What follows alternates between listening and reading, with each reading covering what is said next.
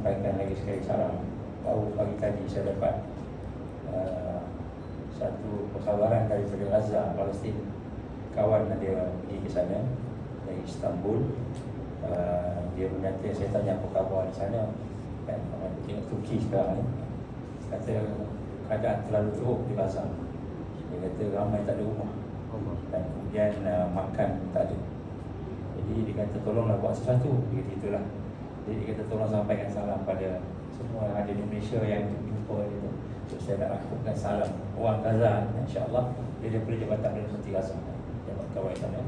Saya rakutkan salam sumbangan. Assalamualaikum warahmatullahi wabarakatuh. Yang dihormati Datuk YDP, Datuk Rahim bin Abu Bakar, Datuk-Datuk dan sekalian, Datuk-Datin, seluruh ahli kuasa dan ahli KAP. Alhamdulillah, pertama kita syukur kepada Allah diberikan kesempatan. Kita pun tak rancang untuk datang ke sini, tapi alhamdulillah mungkin rezeki jodoh Allah lupakan kita. Pertama kali saya sampai tempat ni bertemu dengan tuan-tuan, alhamdulillah. Jadi pertama-tama kita ingin sama-sama merasakan satu perkara yang penting sebab kita nak menghabisi bulan Rejab, nak masuk bulan Syaban.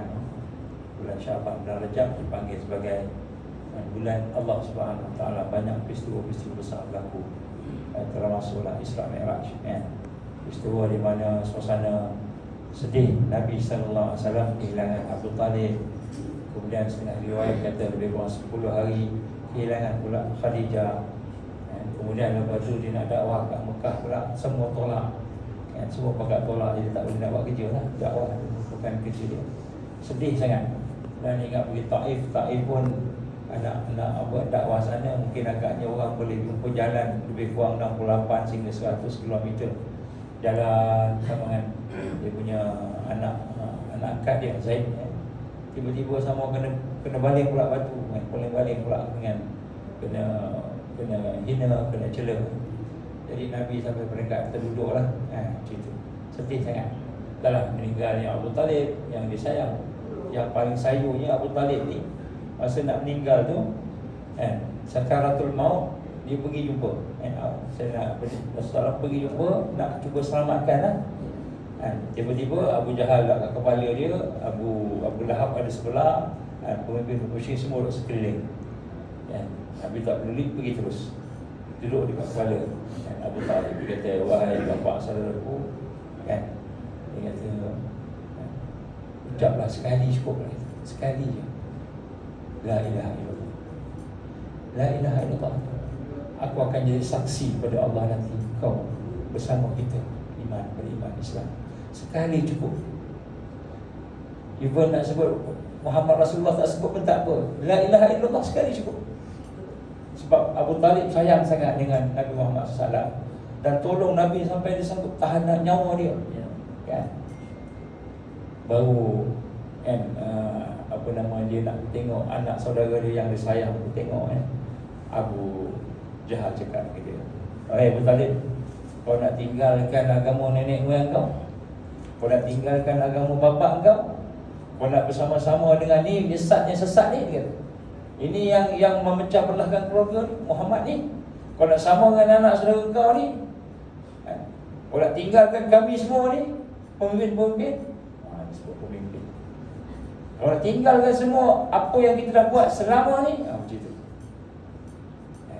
Abu Talib sungguh salah. Dia tengok Muhammad, kata Rasulullah SAW, "Wahai pak saudara, wahai pak saudaraku, sungguh-sungguh kau sayang aku sayang kau." Menangis, Nabi sebut menangis. Orang cakap, "Kamu menangis?" Kemudian dia kata apa? Dia kata, kan, "Kau tahu aku ni benar, kau tahu aku tak pernah tipu." Dan Abu Talib ganggu. Lepas tu akhirnya disambut pula oleh pemimpin yang lain. Kau ikut anak saudara kau, kau dah derhaka kat pak kau derhaka kat nenek moyang kau, derhaka pada semua yang ada ni. Kau mengkhianat kau punya kepimpinan kau dan sebagainya. Semua tekan Abu Talib yang tengah sakaratul maut. Akhirnya Abu Talib kata, "Aku bersama dengan bapa aku dan segala apa yang aku percaya." Nangis Rasulullah meninggal. Nabi hampir-hampir kat tangan nak minta, ya Allah ampunkan dosa, hampir-hampir. Allah gambarkan kepada kita dalam firman bagaimana Allah gambarkan masalah bahawa yang pilih bukan Nabi, yang bagi hidayah itu bukan Nabi, bukan manusia, Allah yang pilih. Jadi itu sedih sangat. Bayangkan lepas daripada itu tak jumpa dah. Dia pergi masuk di dalam alam neraka Allah Subhanahu Wa Taala, murka Allah, dan kita dia menjadi sesuatu dalam alam redha Allah, tak jumpa dah. Itu sedih sangat. Bayangkan anak kita. Saya sekali pernah di Muar, saya Muar Johor. Lepas maghrib macam ni ada seorang pak saudara, pak saudara juga. Dia bangun lepas isyak, tunggu, saya nak cakap sikit. Kenapa orang kata? Saya nak beritahu hari dulu saya ingat perkara-perkara mungkar, maksiat, dosa, murtad dan sebagainya berlaku di bandar-bandar besar. Di Johor Bahru, dia kata, di Kuala Lumpur, di Omor. Jadi berlaku tempat-tempat situ. Hari ni saya nak kata saya salah. Saya ingat macam itu. Hari ni anak cucu saya yang saya bela daripada kecil, dia kata, yang saya tatang macam minyak yang penuh, saya jaga dia, dia sayang saya sayang dia. Hari ini dia lari tinggalkan, nangis. Dia ikut lelaki Hindu, dia kata Kalai nama dia. Dia ikut Kalai itu, dia kata lari sekarang tak dapat jumpa. Hari ini.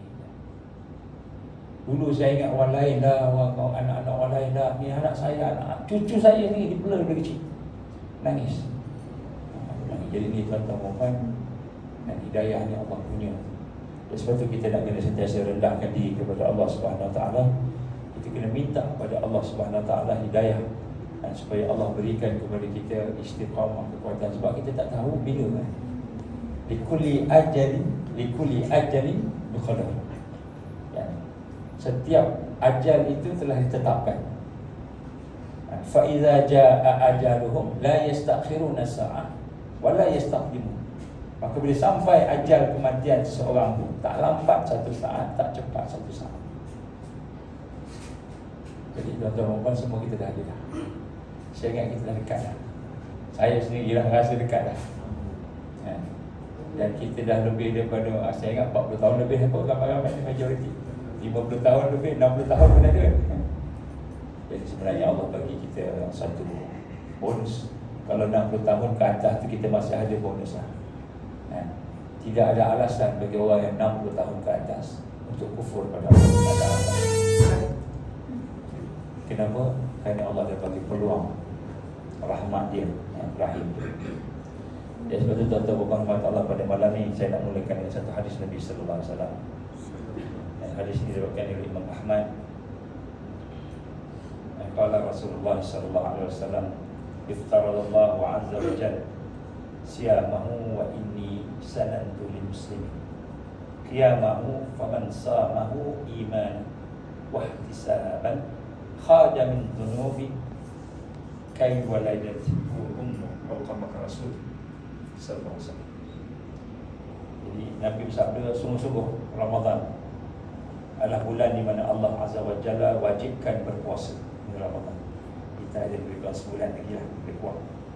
Dan aku sunnahkan kepada kaum muslimin untuk bangun malam, solat malam, menegakkan solat malam. Dan siapa-siapa yang berpuasa dengan iman dan mengharapkan redha Allah, dan kemudian dia akan keluar daripada Ramadan itu dalam keadaan dosanya keluar daripada dia seperti ibu melahirkan anak. Jadi Ramadan ni kata Nabi sallallahu alaihi wasallam adalah satu bulan yang istimewa. Saya mengajar UAE dulu. Ada buang-buang anak-anak nakal dari UAE. Dia kata, ni orang Arab lah, orang Melayu tak kisah kan. Dia kata, kita dah masuk Syaban ni, ini bulan enjoy. Ramai kita pergi enjoy, karaoke, pergi disco, mana sama. Kata besok Ramadan kita taubat, gitu. Di Ramadan ni kita taubat, habis hilang semua dosa-dosa kita. Jadi Pak Arab dia faham macam tu. Jadi anak-anak yang nakal ni, dia ingat bila kita buat dosa, suka dosa, seronok dengan dosa, maka kita akan mudah bertaubat. Dan kita ingat bila kita bertaubat, sedangkan hati kita masih sayang dengan dosa kita, kita ingat Allah terima taubat tersebut. Belum tahu, belum tahu, mungkin Allah terima, tapi peratusan Allah tak terima itu tinggi sebab kita masih sayang dengan dosa. Itu masalahnya. Sebab itulah pada malam ini sebenarnya kita berada di zaman-zaman yang susah. Kita akan berhadapan dengan zaman-zaman susah dan mendekati 100 tahun kejatuhan Osmaniyah. Dan kita telah melihat yang digambarkan oleh beberapa pimpinan-pimpinan, contohnya Ehud Barak. Ehud Barak ni bekas Perdana Menteri Israel, bekas juga Menteri Dalam Negeri, Menteri Luar, macam-macam lah, termasuklah bekas ketua pengarah, ketika bahagian jawatan kita, ketua pengarah kepada Mossad Intelligence. Dia telah mengeluarkan beberapa kenyataan beberapa bulan yang lepas, tahun lepas lah. Apa kata dia? Dia menyeru kepada semua orang-orang yang ada di Israel, orang Yahudi lah. Dia kata kita ni dah kritikal semua. Kita dah kritikal, dah dalam keadaan yang susah. Di mana sebenarnya ekonomi pun susah juga. Pada masa tu PKP juga, ini coronavirus pun tengah melanda juga. Kemudian dia kata kita berpecah sama kita. Kalau di kalangan bangsa-bangsa kita ada Jawa, Bugis, sebagainya, dia pun ada juga. Dari Afrika, daripada Russia, daripada macam-macam, Ashkenazi Jewish, Hispanic Jewish, macam-macam Jewish. Jadi kita lihat, dia kata kita pecah sama kita. Kemudian askar kita berpecah.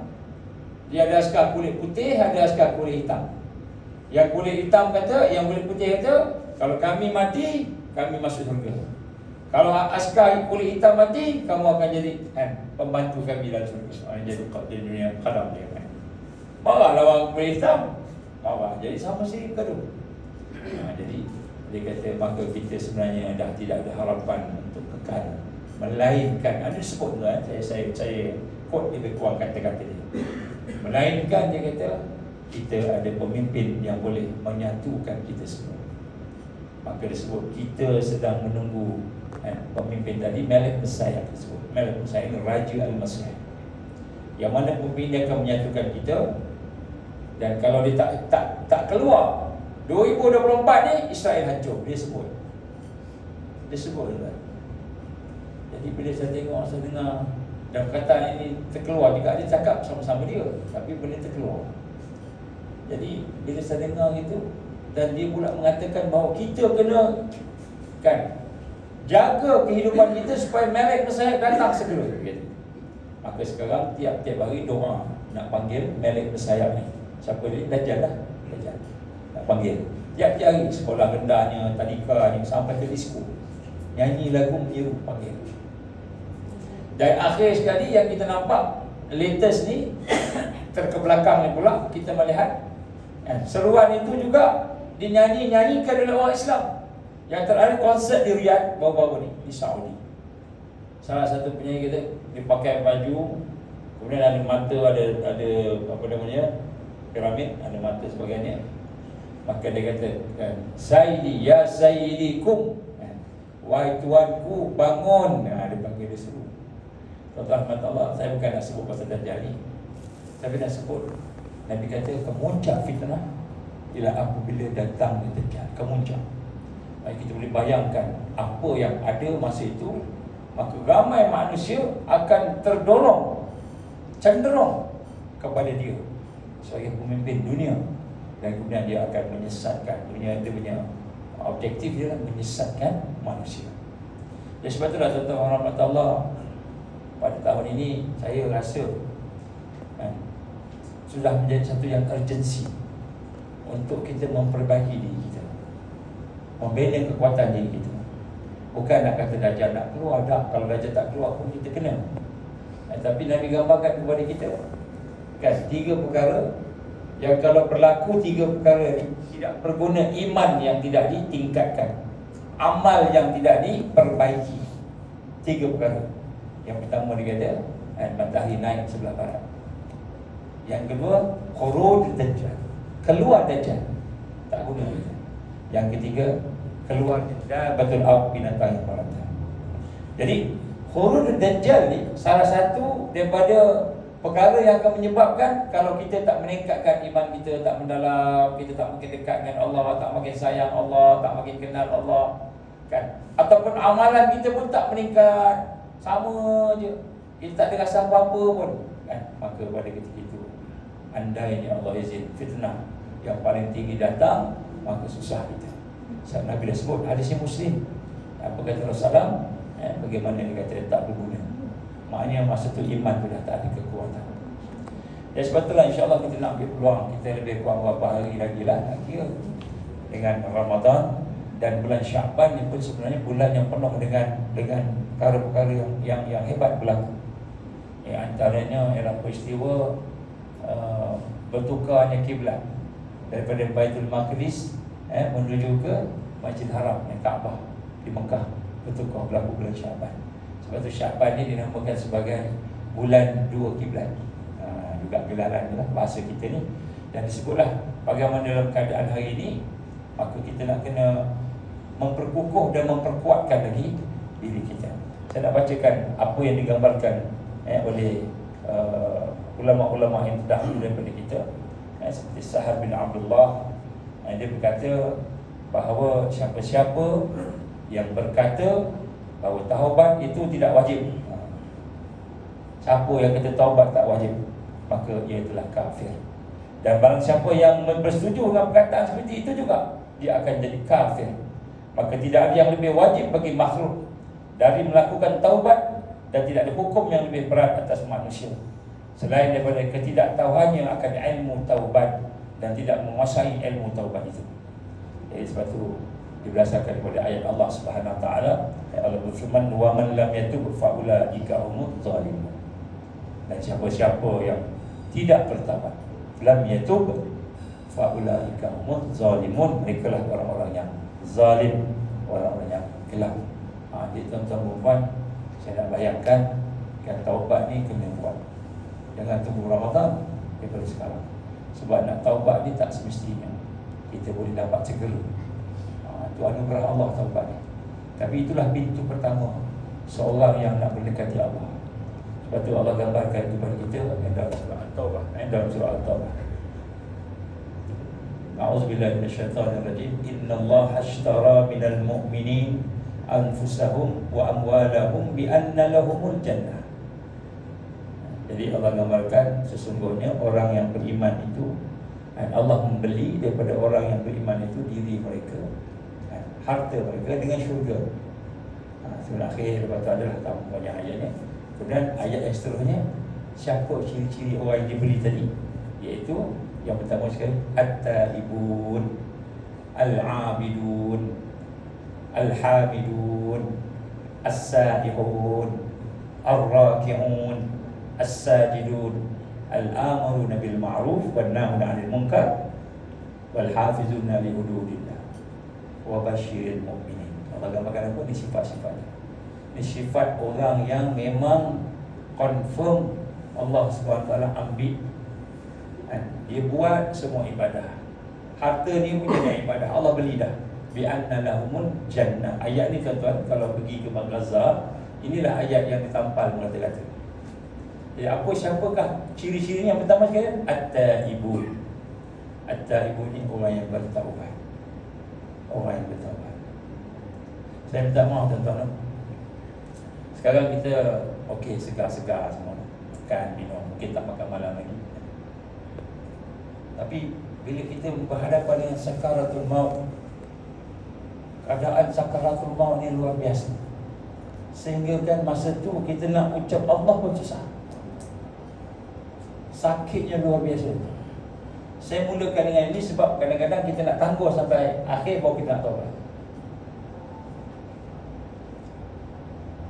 Muaz bin Jabal radhiyallahu anhu, satu ketika sama ada dia teman seorang, saya ingat, Amr al-As. Amr al-As, sahabat radhiyallahu anhu, salah seorang sahabat Nabi sallallahu alaihi wasallam. Satu ketika dia berhadapan dengan sakaratul maut, nak meninggal dunia. Macam mana orang sakaratul maut?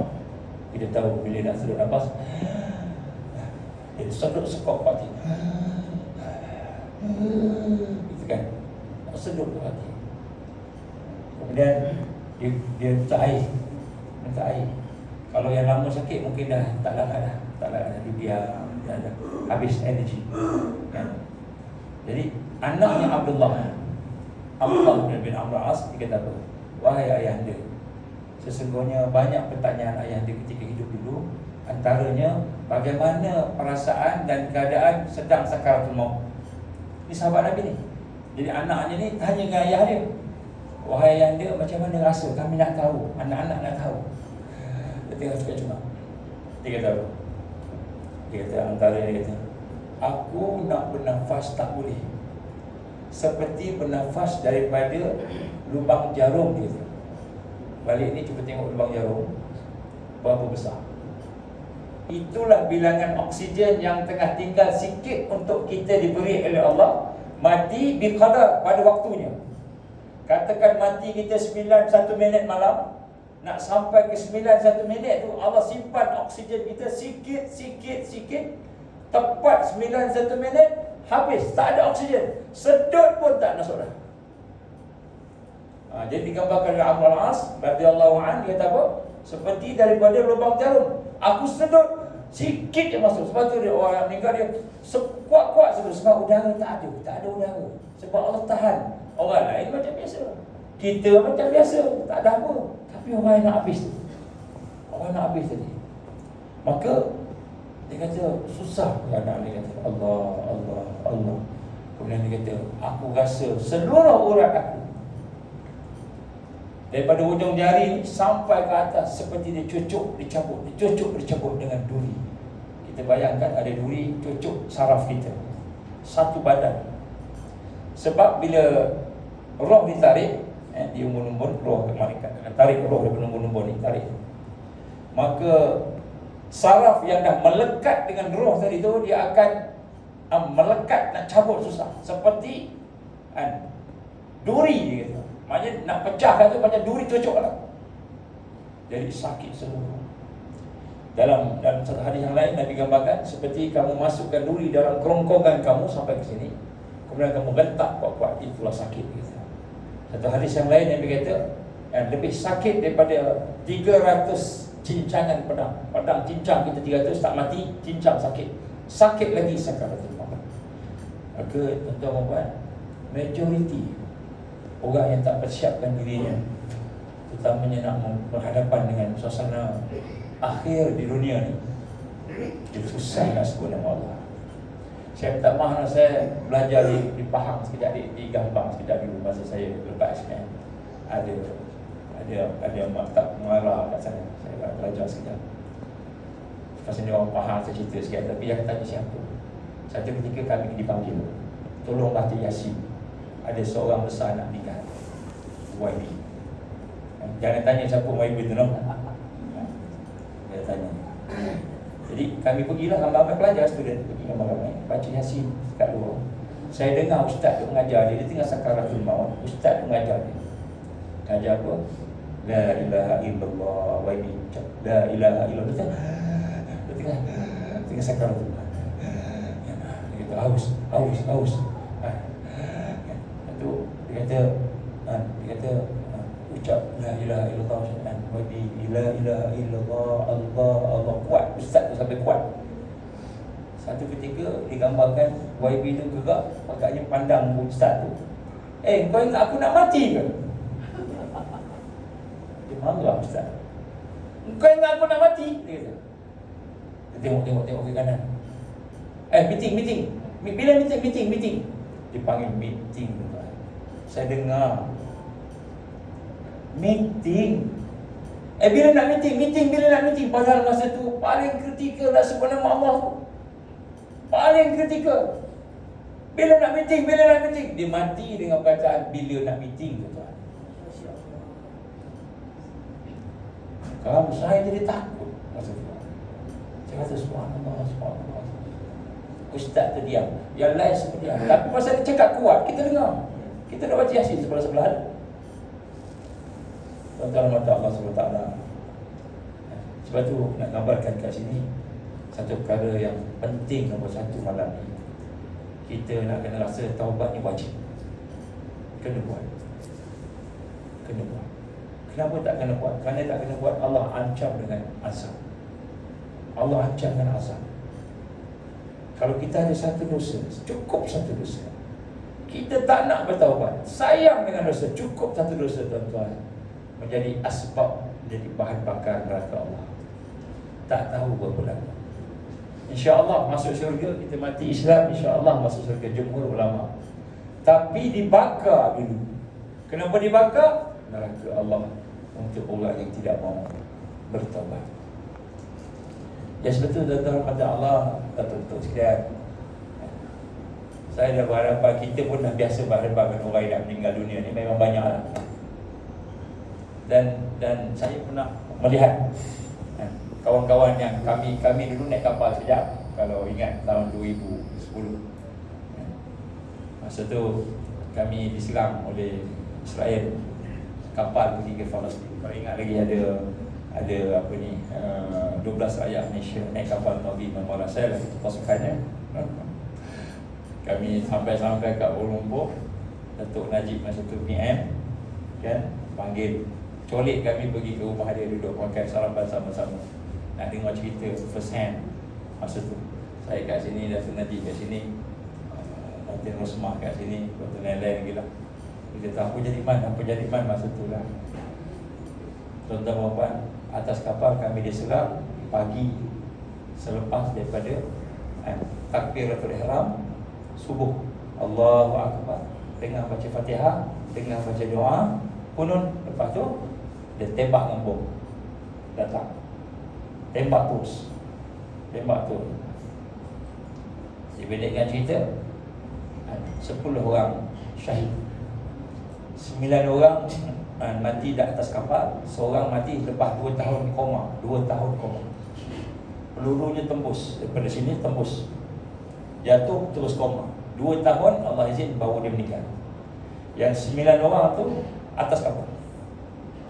Tuan-tuan, ketika kami tengok mereka yang syahid atas kapal, sedih sangat. Kawan-kawan, macam kita kawan-kawan tengok kawan-kawan kena tembak mati, bukan salah apa, kita bukan pergi perang lawan Israel ke, pergi apa, tak. Kita bawa bahan makanan, ubat-ubat kan. Mungkin perkara-perkara ini cuma dia tak nak bagi je. Tak nak bagi, halau je lah. Yang kita tembak siapa? Dia kepong dia tembak. Tuan-tuan Allah tengok mula-mula menangis, sedih tengok kawan-kawan. Ibrahim Beljan yang tuan-tuan, kalau dekat Turki tu, dia dikenali sebagai bapa kebaikan. Dia punya baik ni tuan-tuan, tiap-tiap hari mesti tolong orang. Dia balik kerja tu, kalau dia tak tolong orang, dia tak boleh tidur malam. Ni Ibrahim ni, dia naik, dia jalan kereta slow, so tengok ada orang tak makan ke apa, dia akan berhenti, dia bagi makan sampai kenyang apa, dia jalan balik. Dia baiknya, dia kena tembak dekat Halkum, tempat semua tembak tempat. Cevdet, wartawan, jurnalis Turki juga, dia punya baik sampai peringkat kan, rumah dia tu macam dah tak duduk dah.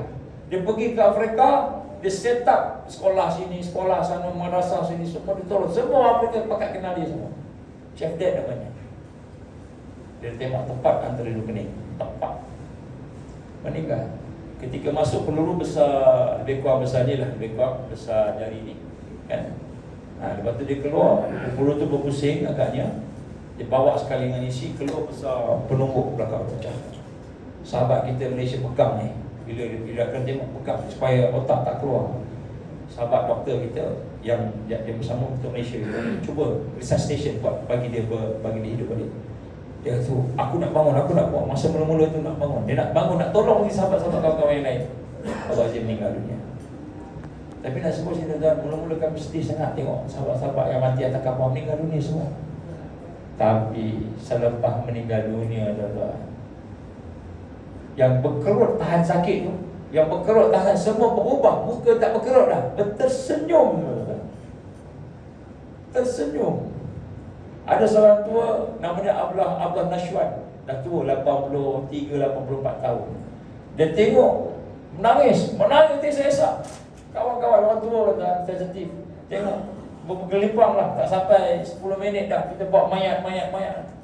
Orang sakit memang dah 80 lebih kena tembak sakit kat sini lah, kena tembak kat sini. Yang mayat dia tengok nangis. Mayat tu mula-mula berkerut kan, tersenyum, semua tersenyum. Tersenyum macam kita senyum. Dia tengok tak jadi nangis tuan. Syahid, darah memang keluar wangi, darah memang wangi tuan. Tak bau darah, tak bau hanyut darah. Kena kat saya punya seluar ni, darah tak hilang. Kami dah keluar daripada penjara masa tu, pergi ke Jordan, disambut oleh berita kita oleh menteri apa namanya. Darah ni saya pergi minta dobi basuh kat seluar saya ni. Besok darah masih ada lagi. Tak hilang dan dia basah dia. Dah kering, seluar ni dah kering tapi dia basah. Sampailah bila dikebumikan jenazah di Turki, kami pergi ke sana, barulah darah tu kering. Ini darah syuhada. Saya nak sebut tuan-tuan, kenapa saya sebut ini? Sebab saya nak bandingkan orang yang mati dalam keadaan baik lain dengan orang yang mati dalam keadaan mungkin dia terlalai, terlupa. Dan sebab itu kita diberi dua pilihan. Allah bagi gambaran kat kita, wa hadainahun najdain, dan di hadapan kamu ada dua jalan. Ada dua je jalan. Sama ada jalan kamu ikut siapa dia yang mencipta kamu, Allah, ikut tangan apa dia suruh, tinggal apa dia larang, ataupun kamu ikut jalan lain, ghairallah, selain Allah kan? Sebab satu je.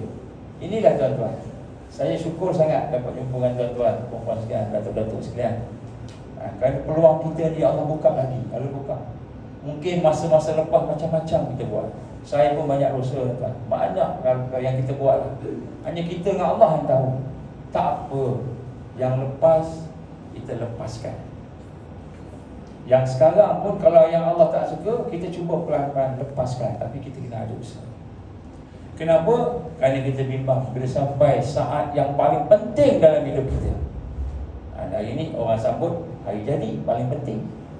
Hari jadi orang mesti sambut. Kita pun kalau orang tak bagi sambut, kita pun marah kadang-kadang. Paling penting ialah saat kita nak keluar daripada dunia ini, paling penting. Dan di sinilah Allah buka ruang bulan Syaban, bulan Ramadan untuk kita perbaiki. Mungkin ini terakhir. Jangan sampai jadi apa yang berlaku di Turki sekarang. Saya cerita sikit lah. Kawan-kawan kita yang pergi ke Turki sekarang ni dah mula bau mayat. Sebab tak boleh diselamatkan. Saya nak pergi pun saya tak berapa sihat sangat, tapi ingat nak pergi juga, nak tengok ziarah. Tuan-tuan macam Allah Ta'ala, saya sempat pergi gempa bumi di Pakistan. Masa tu berlaku gempa bumi di Balakot di Pakistan.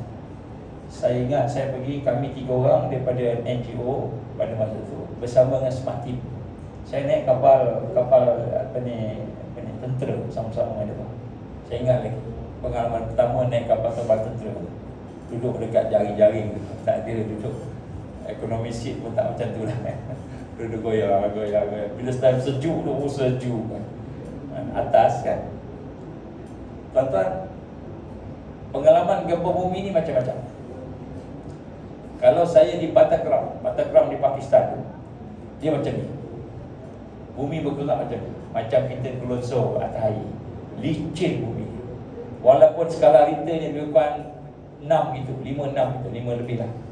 Tapi dah cukup macam tercabut betul. Di Abu Tabat tempat tentera, kami sampai Pakistan baru ada kena tentera, suruh semua pergi ke tempat tentera, dikawal. Maka pada masa tu gempa bumi di Abu Tabat macam ni. Macam kita naik buayan macam ni.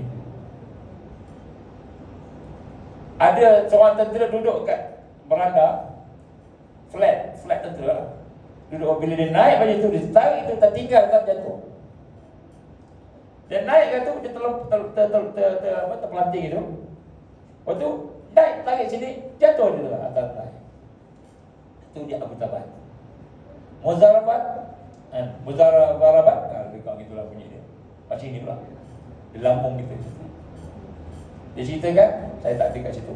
Dia kata, naik sampai 12 meter tinggi. Sekali dengan kereta naik, kita tak Lampung dengan kereta. Turun, kita pun nak pecah lampu, kita patah kaki. Tapi di Balakot, tempat di mana bermula epicenter, luar biasa. Tak ada goncangan, tak ada hayunan, tak ada hentakan, tak ada, semua senyap, sunyi. Pukul 9 pagi tiba-tiba dengar bunyi letupan di mana-mana. Bunyi letupan macam bawah tanah, bunyi macam letupan. Tapi tak ada apa-apa, semua sunyi, senyap. Pada masa yang sama, air sungai tiba-tiba kering. Air sungai kering. Tak lama lepas tu, bumi sedut semua yang ada kat atas. Tak ada goyang, tak apa. Ada satu hotel 4 tingkat, hotel tradisional, tapi hotel mewah, 4 tingkat kan. Disedut oleh bumi, jatuh turun bawah, tinggal atap je atas tanah. Masa datang tu kami boleh dengar orang minta tolong bawah tu, macam sekarang kat Turki. Tapi tak boleh tolong. Kenapa nak tolong? Kita nak buka, nak angkat konkrit tu, ingat senang, nak angkat konkrit satu hal. Kemudian dia masih turun lagi. Silap-silap kita termasuk sama. Yang kita boleh buat cuma doa. Tak boleh buat apa. Kalau rumah runtuh, kita boleh di Turki, itu boleh lagi. Tapi bila dah 10 tingkat runtuh, kan, ini sedut ke bumi, lagi teruk di Balakot. Saya masih ingat kita tuan, satu tempat tu dia letak bunga. Dia letak tu sebab sekolah tu habis disedut. Ada 40 orang satu kelas. Dia sedut semua. Saya ingat ayat Allah. Allah kata apa? Zahral fasad fil barri wal bahr bima kasabat aydin nas liyuziqahum ba'da allazi 'amilu la'allahum yarji'un. Sadaqallahul azim. Kamu melihat kerosakan di daratan, di lautan. Bima kasabat aydin nas, disebabkan tangan manusia. Liyuziqahum ba'da allazi 'amilu, sebab Allah Taala nak tunjukkan apa dia buat sebelumnya. La'allahum yarji'un, mudah-mudahan kamu patah balik pada Allah, bertaubat pada Allah. Tuan-tuan, saya tanya, rupanya banyak yang mati anak perempuan di Balakot. Anak-anak perempuan, sekolah perempuan mati ramai. Saya tanya kenapa? Rupanya di sana berlaku satu bisnes. Anak perempuan diculik, dijadikan hamba, gundi. Banyak. Dan zina, sebab yang laki-laki di kawasan-kawasan itu, laki-laki banyak pergi ke luar negara, ekonomi teruk, dia pergi ke Malaysia lah, ke mana sebagainya. Jadi dia tinggalkan isteri dia, tinggal lama. Jadi asyik isterinya berzina dengan laki-laki yang lain. Zina berluas. Sebab rupa-rupanya nampak janggut panjang tapi jahil. Jahil, nampak rambut panjang, semua nampak pakai baju macam Islamik lah, tapi jahil. Kami dengan askar naik satu bukit, bawa kemah, nak bagi kemah untuk orang kampung dulu, rumah dah hancur, bawa kemah, tolong bawa kemah. Sampai satu tempat, dia orang kumpul tahan atas-atas. Askar kita dah mengah, dia nak tangkap dia orang memang saja, dia punya apa, fitness dia kuat. Bagi seorang tu, bagi, tinggal satu kemah, last. Berebut tuan, bergaduh bertumbuk nak buat kemah ni. Padahal dia boleh buat rumah, boleh bantu, kenapa dia boleh buat rumah-rumah biasa, boleh buat rumah, dia bukan rumah ni pun, bukan macam ni pun, rumah ni rumah. Tuan-tuan kata Allah jahil. Ya, sebab tu nak sebut kat sini, tuan-tuan kata Allah SWT, apabila sampai waktu yang terbaik, iaitu waktu bertemu dengan Allah, maka pada waktu itulah kita nak jadi orang yang terbaik. Bukan waktu hari jadi. Hari jadi semua orang sokong kita, suka kita, hadiah kita. Tapi waktu kita mati, meninggal dunia, itulah yang terbaik. Dan waktu yang terbaik itu, hendaklah kita rasa bahawa kita nak jadikan waktu itu sebagai waktu yang mana kita keluar daripada dunia ini dalam keadaan bersih daripada dosa. Kita tak tahu bila tuan, mungkin esok lusa, kita tak tahu. Ramai kawan-kawan kita sekarang ni mati begitu ramai. Jadi sebab itu jangan tunggu Ramadan, maksudnya begitulah. Allah firman dalam Quran, wa tubu ilallah jami'a ayyuhal mu'minun la'allakum tuflihun. Dan bertaubatlah kamu sekalian kepada Allah, wahai orang yang beriman. Semoga kamu percaya. La'allakum tuflihun. Di sinilah Allah gambarkan bagi kita supaya kita bertaubat. Jadi taubat ini tuan, kalau di Turki saya sebut tadi, apa yang berlaku saya sebut di Pakistan sekarang berlaku sama, busuk. Sebab dah jadi mayat, boleh bawa busuk tapi sejuk, tahan lagi lah. Sebab sejuk tu dia tahan lagi. Tapi nak sebut tuan-tuan, dah mula bau mayat. Kita nampak kawan saya kita nampak satu video klip yang orang lambai dalam nampak tangan. Kalau kita nampak video klip tu, main kepala ni semua dah kat dalam, ni konkret semua, tangan ni kat atas. Lambai. Tolong tuan. Tuan-tuan boleh nak tolong? Tak boleh tolong tuan. Kita nak angkat satu konkret, dia jatuh. Dan nak angkat konkret tu kena guna kren. Jadi yang kita mampu cuba korek dari tepi sebagainya. Yang itu tak boleh selamatkan. Suhunya pun ekstrim dengan kesejukan sekarang ni menyebabkan lebih cepat kalau dapat selamatkan pun jadi hipotermia, jadi sebagainya, jadi meninggal dunia. Jadi sebab itu tuan-tuan mata Allah, ini masa mereka, masa kita tak tahu. Maka Anas bin Malik yang pernah menyatakan dia mendengar Rasulullah sallallahu alaihi wasallam, seseorang yang bertaubat dari dosanya seperti seorang yang tidak punya dosa. Jadi sebenarnya tuan-tuan, kita dah buat apa pun kita buat, apa pun dosa kita buat, bila kita bertaubat dengan ikhlas, menyesal sungguh-sungguh pada Allah, Allah ampunkan dosa kita. Ini Allah Maha Pengampun. Maka Nabi kita apa? Siapa yang bertaubat dari dosanya, maka seperti orang itu tidak ada dosa. Dan jika Allah mencintai seorang hamba, pasti dosa tidak akan membahayakannya. Jadi bila kita dicintai oleh Allah, kita buat dosa, mungkin lalai ke, mungkin terikut ke, terlupa ke, buat dosa, tapi Allah akan ingatkan kita, oops, kita menyesal. Jadi hari ini kalau kita buat dosa, ada perasaan menyesal, alhamdulillah, kita ada Allah sayang kita, cepat kembali kepada Allah. Kalau kita hari ini kan buat dosa, tapi kita tak rasa dosa, tapi nikmat makin banyak, bisnes makin banyak, dapat tender projek lagi, dapat lagi orang macam naik pangkat lagi, orang sayang kita makin terkenal, banyak nikmat, banyak nikmat banyak, tapi kita tak rasa menyesal dosa kita. Kita tahu kita dosa, tak ada apa-apa, dosa buat tuan-tuan, tak mana. Itu bukan nikmat, itu balak tuan-tuan. Itu dinamakan istidraj. Istidraj ni Allah bagi nikmat, Allah bagi kita suka tu, kita senang semua sekali, tapi kita makin buat dosa, tak rasa menyesal. Itu istidraj. Itu hukuman sebenarnya. Kalau ada hal ni tuan-tuan, minta Allah supaya Allah ampunkan mana kelemahan aku ni, mana kelemahan aku. Ini kena ada ni tuan-tuan. Sebab hidup kita kat sini sekejap je. Paling lama pun 100 lebih. Tuan Mahathir pun 90 berapa? 6 90 berapa? 7 tak lama lagi dah tu, tak tahu bila tu lah. Ialah maknanya umur dah dekat 100. Paling lama 100 lebih sikit lah. Sekarang tuan, kita dah berapa tahun? Sekejap dah. Saya pun dah 50 lebih lah tuan. Dah 50 lebih. Dah masuk umur, dah dekat-dekat sikit. Kalau Nabi bagi 63 tu lah kan, due date dia, expired date tu kan, maka 50 lebih ni 30 tahun je lagi. Kalau kita yang dah terlebih tuan-tuan, anytime boleh mati tuan.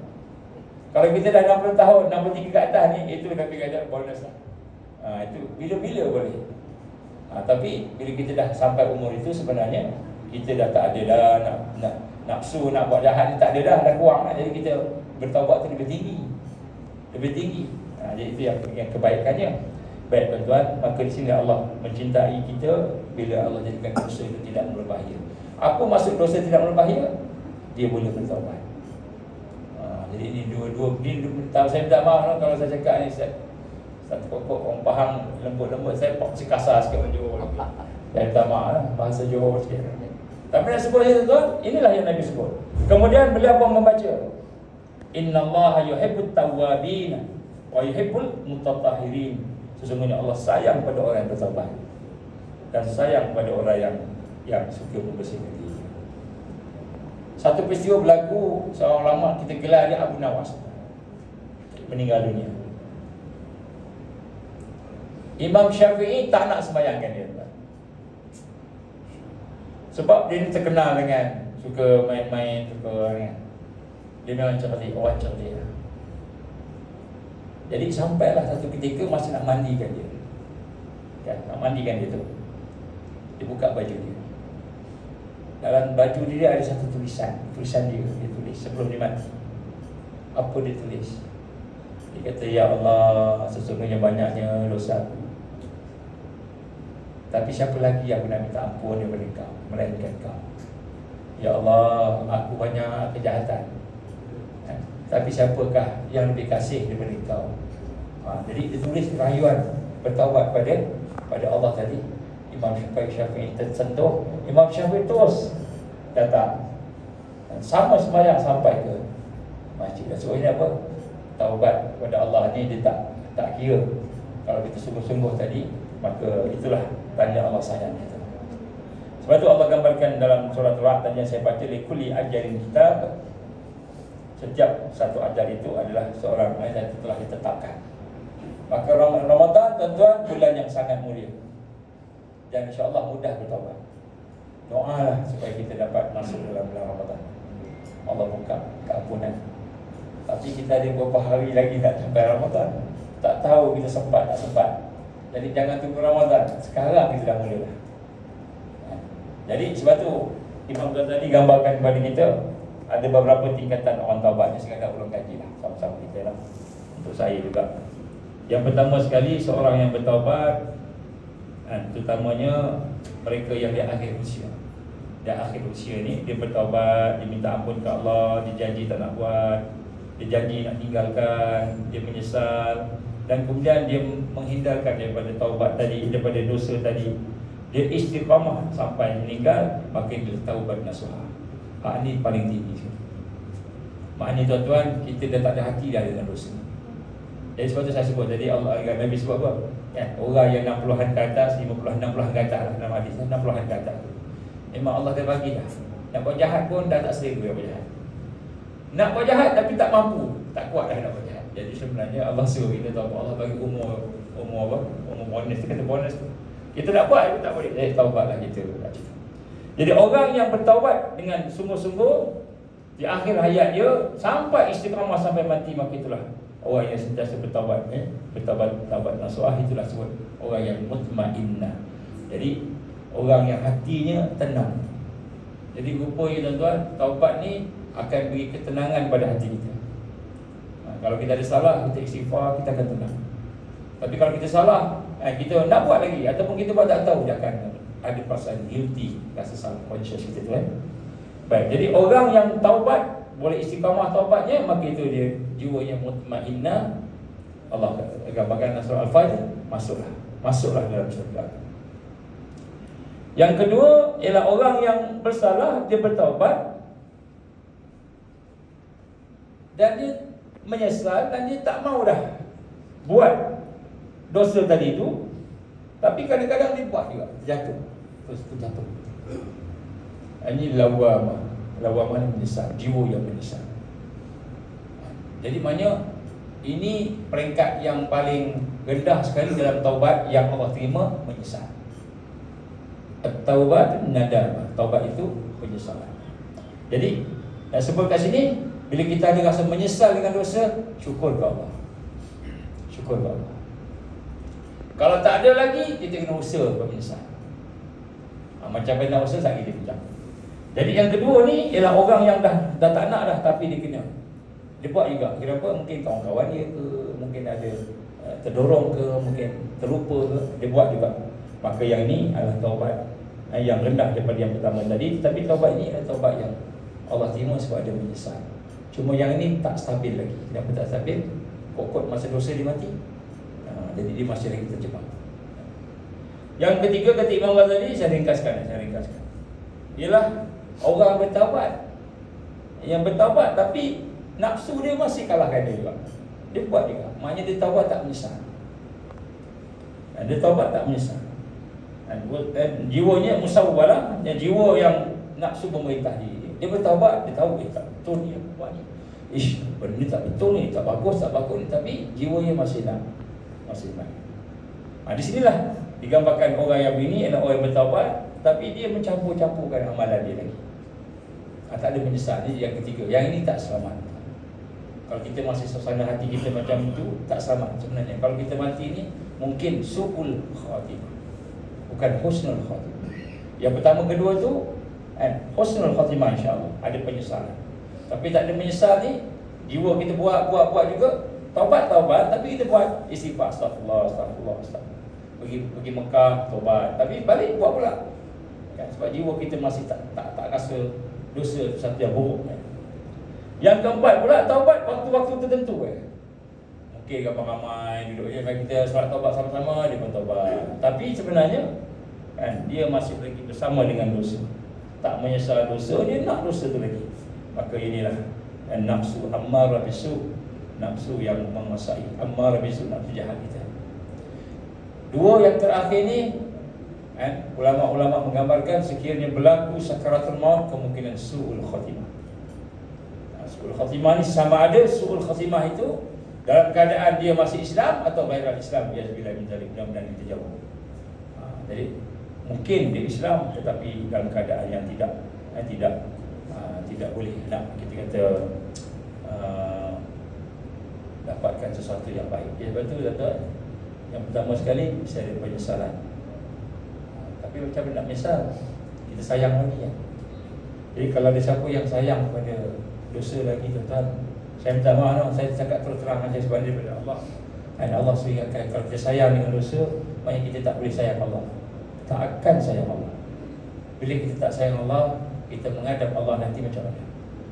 Kita bayangkan kita menghadap Tuanku Agung, kita menghadap Tuanku Agung, Tuanku Agung murka kat kita, marah kat kita, kita meneraka dia, mengkhianat dia. Apa kita kena? Kalau saya orang Johor, Sultan Johor, buang negeri, silap-silap kena pelampau masa tu juga.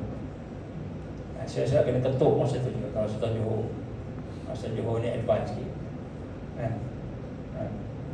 Yang di Tuan Agung, Sultan Abdullah mungkin dia lembut sikit. Tapi dia murka kita. Tengok muka pun tak nak. Tengok muka pun tak nak. Menderhaka pada raja, menderhaka pada negeri. Apa dia buat? Bayangkan kita derhaka ke Allah, nak letak kat mana kita? Nabi gambarkan di hadapan Allah nanti di Yaumul Hisab. Yaumul Hisab ni kita berdiri, seorang-seorang tunduk macam ni, macam nak sujud. Malu nak angkat kepala. Malu Allah kat depan. Nabi kata ada cahaya, kat depan ada cahaya. Tak nampak Allah, ada cahaya. Tapi kita berhadapan Allah. Kita seorang-seorang kita duduk tunduk macam nak sujud. Nabi kata, gigil takut berdepan dengan Maharaja Allah, Rabbul Jalil. Takut sampai berguguran, isi kita gugur. Takut sangat, gugur, geletak. Dosa kita teringat, kejahatan kita teringat,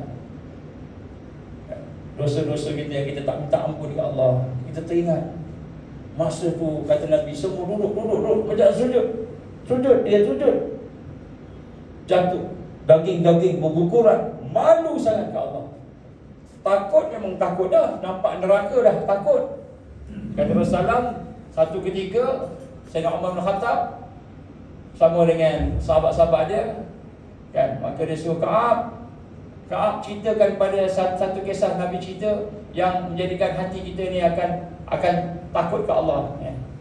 Maka Ka'ab kata, aku dengar satu hari bersama Rasulullah, maka Rasulullah menceritakan di padang mahsyar. Disebut padang mahsyar, sahabat-sahabat semua senyap. Di Yaumul Mahsyar, ketika kita bangkit dibangunkan, maka pada ketika itu kita mencari-cari, kemudian kita berjalan nak menuju kepada Allah. Maka pada ketika itu tiba-tiba Allah buka Jahannam dibuka, hijab Jahannam dibuka. Maka asapnya hitam gelap tinggi, mengerikan semua. Semua yang tengok neraka terduduk semua, termasuk Nabi pun rasa tak lepas aku dengan neraka, tak lepas aku. Maka Umar menangis. Kalau Nabi cakap macam itu, aku Umar bukan Nabi menangis. Tengok neraka tu dah terduduk lah, apa lagi kita berhadapan dengan Allah. Sedangkan pada hari itulah Nabi gambarkan hari yang mana Allah paling murka ketika bertemu dengan hamba-hambanya, datang membawa dosa, khianat, datang membawa segala maksiat dan mungkar, dan tidak bertaubat kepada Allah. Allah murka sekali. Dibagi umur, dibagi masa, tapi masih lega dan lalai. Tuan-tuan rahmati Allah Ta'ala, bayangkan kita di hadapan Allah, nak angkat kepala pun. Sebab tu masa kita lihat di sini, kita mungkin tak rasa apa-apa, tapi sekejap je. Saya tak tahu tuan-tuan, mungkin kita boleh tengok anak-anak kita pun dah meninggal, dah pergi mendahului kita. Baik, sebab itulah kita nak tengok ada tiga perkara ataupun 3 syarat utama untuk kita nak tengok taubat kita diterima. Yang pertama menyesal. Yang kedua kita tinggalkan dosa itu. Yang ketiga istiqamah, kita tetap di atas taubat. Kalau kita dah bertaubat, betul-betul kita buat satu dosa besar, dah bertaubat, dah menangis minta kepada Allah, tiba-tiba bertahun-tahun lepas tu buat semula, maknanya Allah nak suruh kita taubat balik. Tak apa, jangan putus asa. Allah, aku dah buat, dah taubat, dah malu dah taubat semula. Bila kita Allah ceburkan dalam dosa, bukan maknanya Allah SWT tak sengaja ceburkan kita dalam dosa. Tak, memang Allah nak suruh kita bertaubat. Jadi bila kita buat dosa, memang Allah nak suruh, masa tu bertaubatlah kepada Allah. Jangan putus asa. Berat macam mana dosa pun bertaubat. Syirik pada Allah pun bertaubat, kembali mentauhidkan Allah. Jangan sampai mati tanpa taubat. Syirik Allah tak ampunkan. Baik, macam mana proses? Macam mana nak proses taubat? 3 benda besar. Saya petik satu ayat Allah. Innal ladzina amanu wal ladzina hajaru wajahadu fi sabilillah ulaika yarju rahmatullah. Allah kata apa? Innal ladzina amanu. Ini proses taubat. Innal ladzina amanu, sesungguhnya orang-orang yang beriman. Iman ni hati dia disentuh oleh kenal Allah, oleh akhirat, dosa dia, menyesal dosa, disentuh. Orang yang hatinya bersih, itu iman. Innal ladzina amanu. Sebab tu kita kena proses hati kita supaya iman kita tu hidup. Wal ladzina hajaru, dan orang-orang yang berhijrah. Jadi nombor 1 taubat ni kena ada iman, dan iman tu sehingga kita menyesal dosa kita. Jadi nombor 1 tuan, proses penyesalan. Jadi sebab tu nak maksud menyesal mana? Kita buat dosa hari ni. Apa dosa kita? Balik ni insya-Allah kita dah cuba tulis dosa kita. Tak payah cerita kat orang, tulis je, nak ingatkan kita. Dosa A, dosa B. Kalau yang isteri mungkin dosa kat suami mungkin dosa kat isteri, dosa kat anak-anak. Apa dosa kat anak tuan? Menakutkan. Dosa kat anak-anak, bila anak-anak kita membesar, kita tak kenalkan anak kita dengan Allah. Kita tak kenalkan anak kita dengan Allah, sehingga dia besar tak kenal Allah. Dia buat maksiat, dia buat mungkar, ada yang keluar Islam. Besok dia nak dihukum oleh Allah. Dia kata, ya Allah, aku membesar, ayah aku, mak aku tak pernah kenalkan kau pada aku. Pada hari ni, kau tariklah dia sama dengan aku masalah. Itu Tuhan. Saya bimbang itu. Anak kita membesar, kita tak kenalkan anak dengan Allah. Tuhan. Ini antara. Saya. Baik, tuan-tuan kata Allah. Yang pertama sekali, innal ladzina amanu tu mesti iman hidup. Iman hidup, hati mesti menyesal dosa. Jadi kalau ada dosa, kita kan tuliskan. Tak payah bagi orang tahu, tuliskan. Tengok satu-satu. Kemudian, ya Allah, banyaknya dosa. Ya Allah, besar dosa. Kemudian kita nak timbulkan perasaan menyesal. Macam mana timbul perasaan menyesal? Tengok satu-satu dosa tadi tu. Kemudian kita tengok, kalau aku teruskan macam ini, ke mana aku? Apa akan jadi? Sehingga akhirnya kita akan nampak dosa ni racun. Dosa ni rupanya dia akan membunuh kita, yang akan menghancur kita. Dosa ni menyebabkan aku ni tak boleh tenang sampai sekarang. Tak tenang, malam-malam tak tenang, siang tak tenang. Rasa kosong, sembahyang rasa kosong, rasa keras hati. Inilah dosa.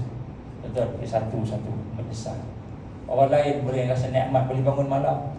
Tuan-tuan, saya tengok ada seorang anak muda, umur baru dalam, saya ingat dalam 19 tahun.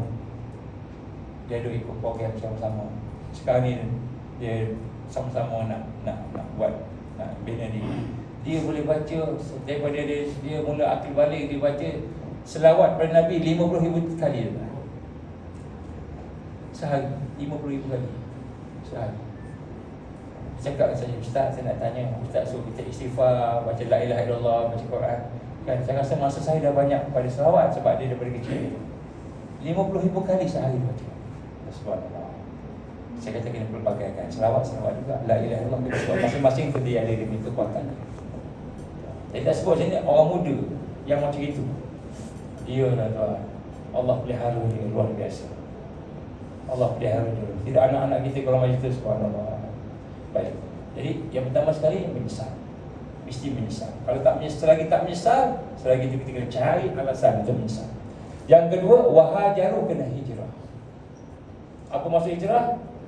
Kita kena cari orang yang boleh bantu kita untuk dekat Allah. Kena cari suasana yang boleh bantu kita untuk dekat Allah. Ada banyak kisah-kisah para ulama kita dulu. Kan? Contoh macam kita ya. Seorang sahabat Qushairi nama dia, rahimallah, dia kata aku dengar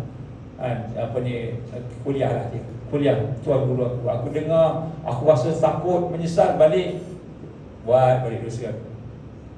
Lepas tu aku dengar lagi kali kedua, balik buat lagi, aku lupa. Masa dengar tu ingat, balik-balik lupa. Ingat lupa. Sampailah satu waktu, satu peringatan yang dibuat oleh guru aku menyebabkan aku, hati aku tersentak. Aku balik, dia kata aku buang semua perkara dosa aku tadi. Kalau di segala muzik, dia kata aku buang alat muzik. Alam muzik jadi dosa. Aku buang, aku tinggalkan. Maka ketika itulah aku merasa ketenangan. Rupanya bila kita tinggalkan dosa, hijrah tadi, Allah akan gantikan dengan ketenangan. Tak percaya, cubalah. Jadi yang kedua, wahajaru, orang yang berhijrah. Hijrah ni maknanya apa? Kita kena cari jalan supaya dosa tu tak patah balik kat kita. Cari orang-orang yang soleh-soleh ke, yang soleha ke, cari siapa jadi kawan kita. Pergilah duduk kat mana-mana sekejap ke, hijrah keluar sekejap daripada kebiasaan kita. Sekejap pun tak apa, start sikit-sikit dulu. Kita tak pernah beladang, pergi beladang. Saya nak apa? Nak ni sikit, nak promote sikit. Apa dia? Kami tengah buat ladang rakyat sekarang. Semua gotong royong. Semua gotong royong. Lepas tu nampak surau dia NGO kecil-kecil je. Kita kata nampak surau ke kemah je lah. Surau macam Arafah ke kemah je. Buat. Dan Allah izin, semua duit daripada infak diorang, semua sama-sama bergaji duit je, sama-sama buat. Alhamdulillah. Kita tengok wajah seorang-seorang tenang tu. Tenang datang. Jadi tuan-tuan cari satu tempat, satu benda yang boleh kita keluar daripada suasana biasa kita. Keluar kita hijrah. Cek kawan-kawan. Kemudian lepas tu lah al-jihad. Jihad maknanya kita mujahadah. Lepas kita hijrah, kita kena buat amalan-amalan yang soleh. Amalan yang soleh bermula dengan tinggalkan dosa. Dalam tarbiyah Rasul SAW, nombor satu tinggalkan dosa. Yang paling susah ke tinggalkan dosa. Tinggalkan benda yang tak elok. Terus satu mujahadah. Itu orang yang berjihad. Siapa berjihad ni? Kata Nabi, al-mujahid man jahada nafsahu fi ta'atillah. Orang yang berjihad tu ialah orang yang lawan diri dia sendiri untuk taat Allah. Dan al-Qamaka Rasulullah SAW. Jadi maknanya nak sebut kat sini, kita cubalah tingkatkan. Ada kaedahnya, ada cara dia, insyaAllah. Jadi mujahadah. Jadi tuan-tuan, insyaAllah tuan-tuan sekalian yang dihormati, yang dikasihi, mudah-mudahan Allah jadikan kita orang-orang yang berjalan menuju kepada Allah. Selama ni kita berjalan macam-macam tempat, pergi ke sana ke sini, jumpa orang macam-macam. Hari ni kita nak berjalan menuju kepada Allah. Jadi kita ada lebih kurang sebulan lah nak capai ke Ramadan ni. Kita jadikanlah sebulan ni persiapan. Kita mula dah tengok benda-benda yang Allah tak suka kita tinggalkan. Kalau kita rasa susah sangat nak buang ni, infak. Salah satunya infak. Infak ni apa? Tak kira lah. Kita kata, ya Allah, dosa ni susah nak tinggalkan dosa. Ada benda yang susah nak tinggal.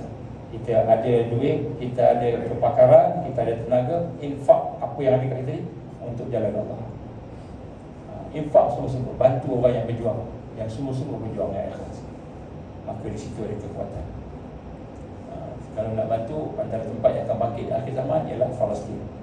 Bantu Gaza. Sebab Gaza ni tuan-tuan ada dalam hadis Nabi sallallahu alaihi wasallam, afdal jihad ar-ribad. Afdal ribad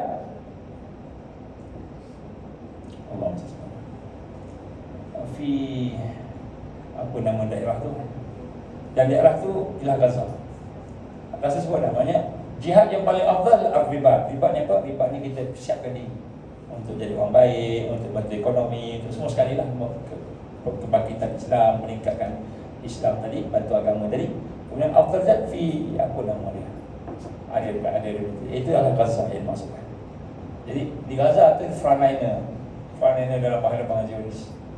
Kalau nak bantu dia boleh bantu dia. Memang bantu dia. Memang dia orang berjuang sungguh-sungguh. Dan bantu kerajaan dia. Sebab kerajaan dia memang bantu rakyat sungguh-sungguh. Jadi kita nampak. Jadi maknanya kalau kita ada contohnya kita rasa susah nak tinggalkan satu, infak. Jangan infak yang lebar-lebaran, infak yang kita suka. Apa yang kita suka, infak. Lagi kita suka, kita infak, lagi Allah akan nilai. Sebab apa? Dia infak yang dia suka tu sebab dia suka Allah. Dia sayang Allah. Allah akan bagi nilai yang tinggi. Kalau kita ada RM1 juta, kita bagi orang RM10,000, tak ada apa. Walaupun RM10,000 itu banyak, kan? Tapi kita bagi sesuatu yang memang kita perlu, kita bagi. Kita bagi untuk fisabilillah. Itulah kesannya luar biasa. Luar biasa. Saya pernah masa nak naik kapal pergi. Derma yang pertama nak beli kapal Mavi Memarang daripada seorang wanita. Dia bagi semua kepala rumah dia. Hari pertama tu pelancaran dia di Turki lah, bukan kami, bukan Malaysia, di Turki. Dia nak buat apa ni, kapal, nak beli kapal. Banyak ratus ribu juga kan, US dollar nak beli tu. Jadi yang pertama perempuan datang, orang tua datang, inilah yang saya ada. Dia bagi sebemban dia punya harta yang dia mak anak dia semua, dia bagi semua, tak ada satu kat dia. Kata bulan jadi ketua pasukan, kata Allah memberkati apa yang kita buat. Lepas tu ada seorang buta. Dia ada satu benda, saya tak ingat benda apa, tapi benda tu bahagia juga. Dia pergi, orang buta tu kan, dia bagi benda ni, inilah yang aku ada, ini yang aku bagi. Inilah yang harta yang ada, yang menilai, tak menilai, tak ada nilai. Inilah nilai dia bagi. Kemudian dia kata, kau jadilah mata aku melihat satu Gaza ni. Aku hantar kau, mata kau ni pergi melihat Gaza, melihat wajah anak-anak kecil dan sebagainya yang sedang yang susah ni nak tolong. Aku wakilkan mata kau tengok.